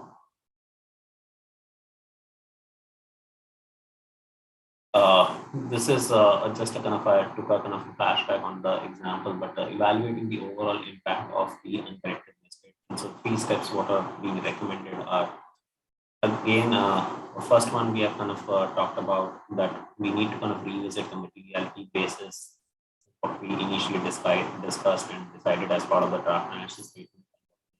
Materiality based on the final financial statement. The second is that we have to kind of see the uncorrected misstatements are material, individual, or in aggregate, and then we have to evaluate against the overall materiality what we decided for the audit.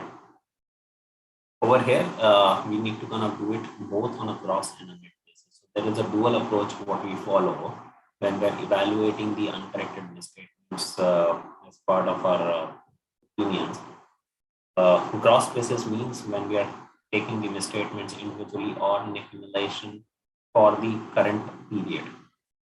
When we take the misstatements and adjust those misstatements with the uncorrected misstatements for the previous year, those are being called as a net basis. So gross basis means misstatements for the current year, net basis means gross, net basis means misstatements for the current period being adjusted with the prior period misstatements. That gives us a net basis. So we have to kind of evaluate both when we are making any kind of a decision in terms of how we need to make any changes, whether in terms of our audit approach or in terms of the opinion, what we need to kind of issue. Third, which I think we have kind of talked about, is that the auditor need to kind of communicate the misstatements who are charged with governance, and they have to kind of communicate both individually and in aggregate, kind of also give them a final conclusion once we decide that what is going to be the impact on the overall as part of our opinion. Again, it's a very interesting thing when we talk about that how we are going to kind of evaluate the overall impact and effect of the uncorrected misstatements. So we have to take two things into consideration. One is the quantitative factors and the qualitative factors. So far, whatever reflections what we've got is more on a quantitative side, where we talk about this nature of the misstatement, size of the misstatement, whether it is material enough or it is not material enough. But apart from this, we also have to see the magnitude of the misstatement in relation to reality. The third is the effect of the uncorrected misstatements related to the prior period, which needs to be taken, and which can have an increase or decrease on the overall level of misstatement in the current year. So depending on how much we are carrying forward from the previous year, it might increase the overall misstatement in the current year, or it might kind of reduce the overall misstatement in the current year as well. The qualitative factors is the significance account, significance of account in the financial statements affected by the misstatement. Like the way, in case if you are identified misstatements in the revenue testing, then yes, it is critical, considering it is one of the most important factors for us. The other thing, like the way I've also kind of talked about that litigation case, one of entry out of nowhere, doesn't have a kind of big relevance on the entire financial statement. That's again a qualitative factor.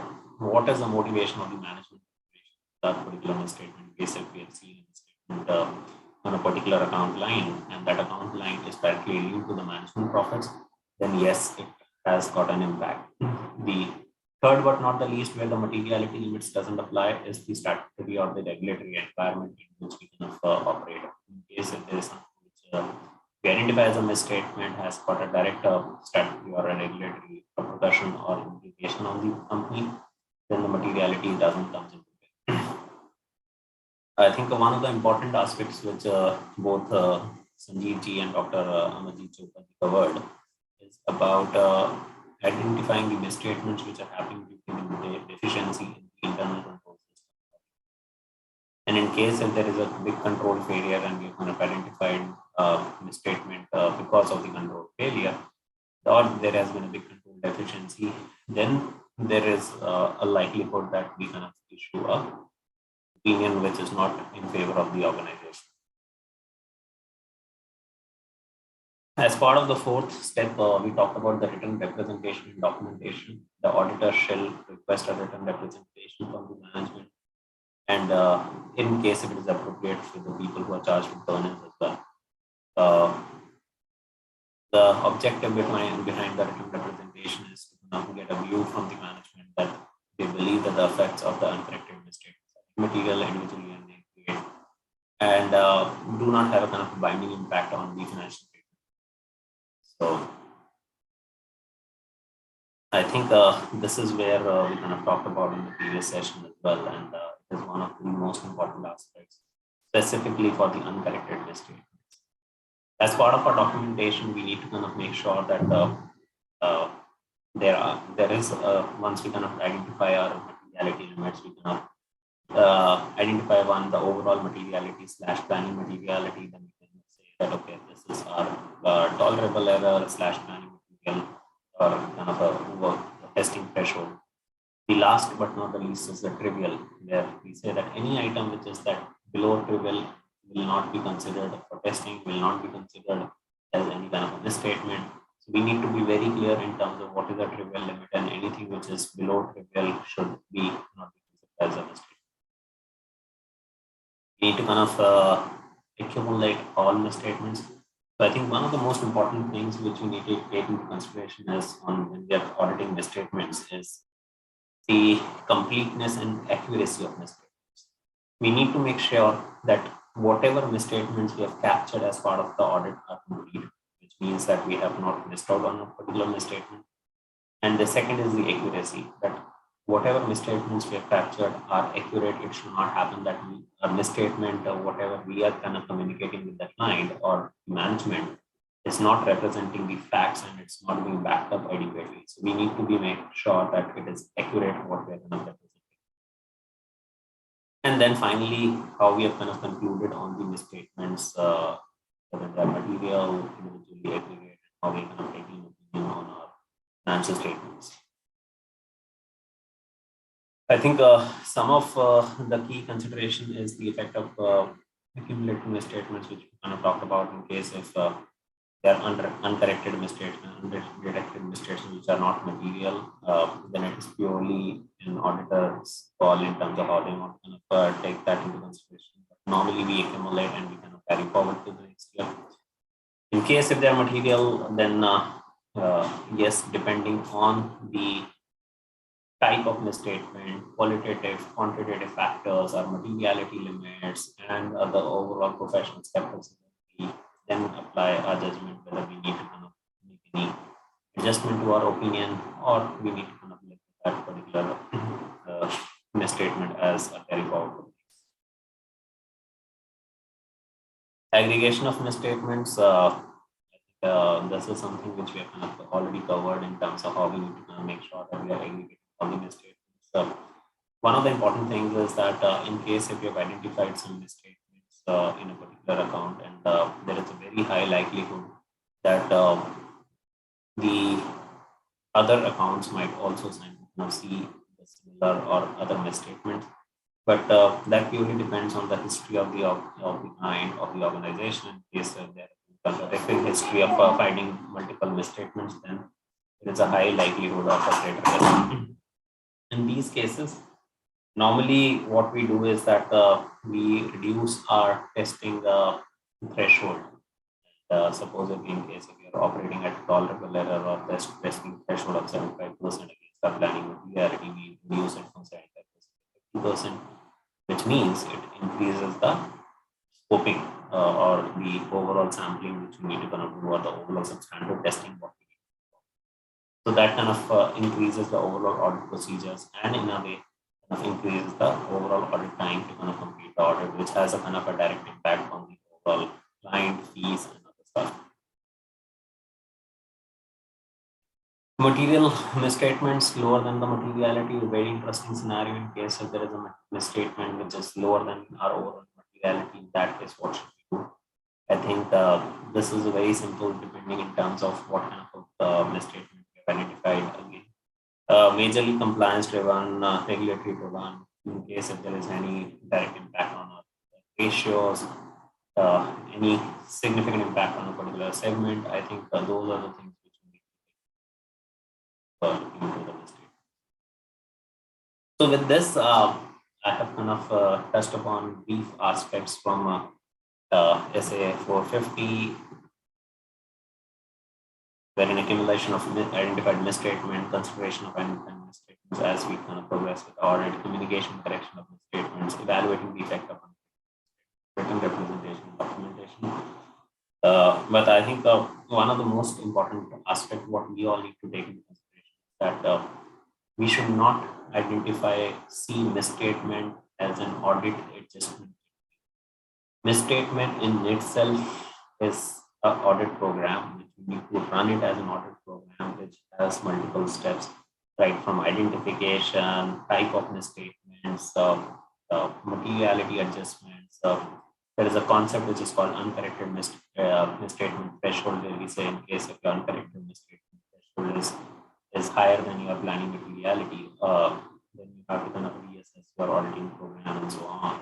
How we have identified the misstatements individually and on a cumulative basis, gross basis, net basis, turnaround effect of the prior period adjustments. I think that is the most complex scenario in terms of how we are communicating the misstatements with the client, because at times the client is very offensive when we kind of talk about misstatements.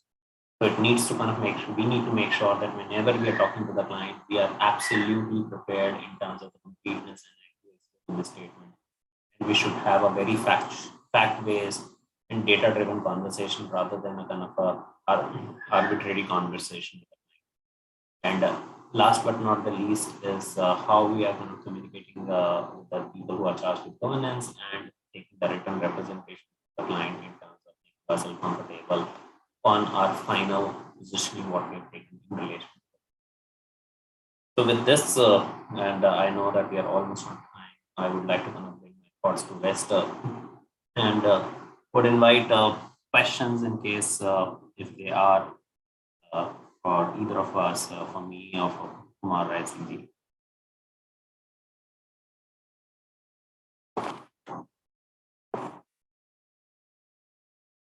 Anilji, any questions for us? So you're on mute. Kumar sir is also there. Sir, there are a few questions. Can you hear me? Yes, sir, we can hear you. So let me ask few questions. The relevant questions may be answered by the relevant speaker. So first question is, how much one can rely on the management written statement? Can auditor avoid responsibility by referring to it? So thanks for the question. So I cannot, just to answer it in a nutshell, I cannot avoid my responsibility by solely relying on a written representation. Yes, I can take written representation. I can use it as an audit evidence, but they should not be my sole source of audit evidence. I definitely need to perform audit procedures to get corroborative evidence, because forming an opinion on the financial statements is my responsibility. So I think I would like to draw attention to what Dr. Amarjit Chopra also mentioned. Amarjit Chopra sir also mentioned in the beginning that, see, that way balance sheet and P&L is signed by the management, but I cannot just directly say that they have represent. So just relying on representations will not do. I'll have to perform additional procedures. Yeah. Ji, sir. So another question is, auditors insist clients draft the notes and auditors restrict their role to examine and certify. If a misrepresentation, not intentional, arises due to the change in economic scenario, who shoulders this responsibility? I'm sorry, can you please repeat the question? Yes, sir. Yes, sir. Auditors insist clients draft the notes and auditors restrict their role to examine and certify. If a misrepresentation that is not intentional arises due to the change in economic scenario, who shoulder this responsibility in this case? So I probably feel this is a very generic, question. So as we said, if there is a misrepresentation, what we also need to understand that, as sir mentioned in the beginning, that standards on auditing will come as my defense. Did I perform all my procedures? Did I perform my audit in accordance with the standards on auditing? Did I sufficiently document my audit evidence? Was I grossly negligent? So if there was a misrepresentation and I had, a clear-cut, chance of finding out that it was a misrepresentation, then obviously the burden will fall on me. But say, for example, there is a misrepresentation, which is a genuine not a misrepresentation, but a genuine misassessment of the future, then I think the responsibility will neither be on the auditor nor be on the management. So that would be my answer. G. If the management is to state that they have given all unnecessary information, does it not absolve them of their responsibility and place the responsibility on the auditor? What is the management has not disclosed any information to the auditor? So then the whole purpose is to, seek that whatever information has been obtained is complete or not. Because as per the Companies Act also, when we come to section 143, subsection 3 reporting, they say we need to report as an auditor whether we have sought and obtained all the information. So earlier they used to say whether the auditor has obtained all the information. Now we are saying whether we have sought and obtained all the information. So it's a two-way communication wherein we are asking to, provide them list of all related parties, disclose all the material facts. So obviously this does not absolve the responsibility from the management, but in fact casts them a responsibility to provide a full and complete disclosure to the auditors. G. Thank you, sir. It is a general question. If a company give first letter on the letterhead and rest on the normal page, is that okay? Technically, it should be fine. I mean, should be fine. Yeah. Provided all the pages are initialed by the appropriate authority. Yeah. And if we use Abhishek, you want to add something? No, I think Yes, you have yes. covered it right, Kumar. Thank you. We usually take MRL from bank companies in statutory audit. Should we take the same in concurrent audit in cases of bank? We usually take MRL from Banks, okay. bank companies in case of the statutory audit. Should we also take the same in concurrent audit in the case of the bank? So standards on auditing would apply wherever we are, providing any opinion or, performing an attest function.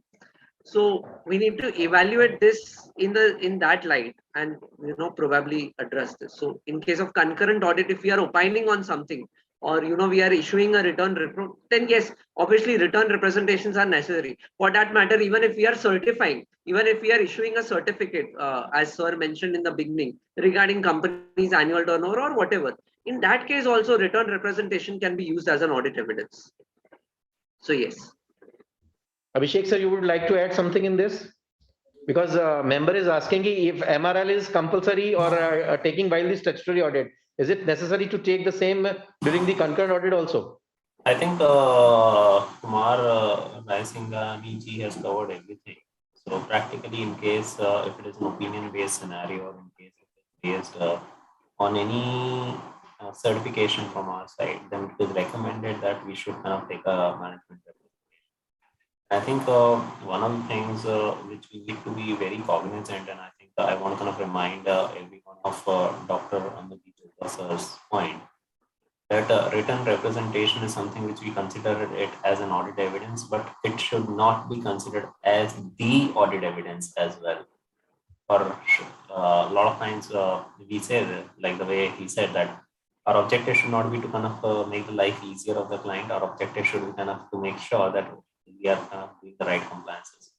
So MR should not be considered as a tool to safeguard ourselves. It doesn't safeguard ourselves in case if we doesn't have got the adequate support behind each and every item for which we have taken the MR. And we can represent to the external regulators and the authorities in case, God forbid, we kind of being questioned on something, then we have to be supported in terms of how we have kind of taken a comfort on each and every item for which we have taken the MR.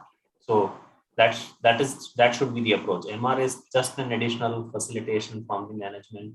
It doesn't kind of safeguard us on anything and everything. So MRL has become a fraud statement itself, as at many places same is prepared by auditor himself and signed by the management. As the management say to certification चाहिए वो तो दो हम sign कर देंगे, and CA goes by the figure in the ERP, which is absolutely absurd. So our profession has to be more responsible. If you could light in this. I think I've just covered this, and Kumar, feel free to add that. Abhi मैंने cover किया है. Supposedly we are kind of getting an MRL with 25 points, correct? In 25 points, we have got 15 points where the figures are being quoted, and the 10 points are where the just generic language is there. Yes, sir. But for all 25 points, we need to provide an evidence for in our audit documentation, not only for ourselves, even in case, as I'm saying, if we get across any regulators, any peer reviews, anything, we have to show that what are the audit steps we have performed for all those 25 avenues. And then we can say on top of it, there is a kind of a written confirmation or written representation from the management. If you go to any external regulator or a peer reviewer and say that I have got a written representation that the provision for doubtful debt should have been provided for this much, and this is end of the story, I think we will not be able to kind of really justify ourselves. So I think that covers that statement. Whether we prepare or whosoever prepares, eventually we need to make sure that 25 points we have got a kind of adequate backup and support with us. Can representation be taken for volatile? Sorry to yes, please, I would like to add to what Abhishek ji rightly mentioned. So generally we the whole objective is that we as an auditor should have sufficient and appropriate audit evidence. That's the whole premise on which the audit is done. So just having a written representation will neither be sufficient nor be appropriate. So if we see things in that light, I think the correct picture may be conveyed. Yeah, thank you. Sir, can representation be taken for volatile and voluminous stock which require technical understanding and knowledge on behalf of the auditor?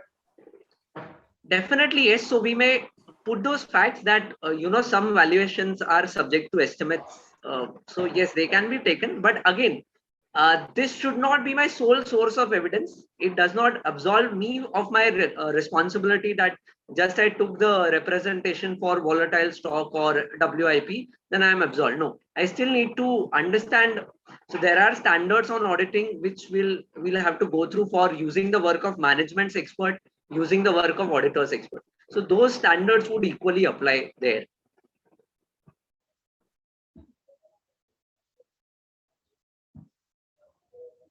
So, sir, thank you so much for such a wonderful deliberation. We have gained a lot through both the deliberations on SA 580 as well as SA 450, evaluation of misstatement identified during the audit and written representations. And on behalf of AASB of ICI, I extend my heartiest thanks towards Abhishek ji and Kumar Rai Singh ji for sparing your valuable time and acceding to our request on a very, very shorter notice in during these tough times, because I know you all are busy in the audits and bank audit is going to finish, but other companies audits are going to finish by 15th May or 31st May. So all are busy, but still you have given your time. Thank you so much for wonderful deliberation. We have gained a lot through your deliberation. On behalf of AASP of ICI, I extend my heartiest thanks towards both the speaker as well as CA Dr. Amarjit Chopra ji, our honorable past president in his absentia, for sparing his valuable time and enlighten all of us with his words of wisdom. Thank you so much, Abhishek ji. Thank you so much, Kumar ji. Thank you so much. Thank you. Thanks a lot for this wonderful opportunity. It was a pleasure talking. Thank you. Thank you so much. Thank you. Thank you.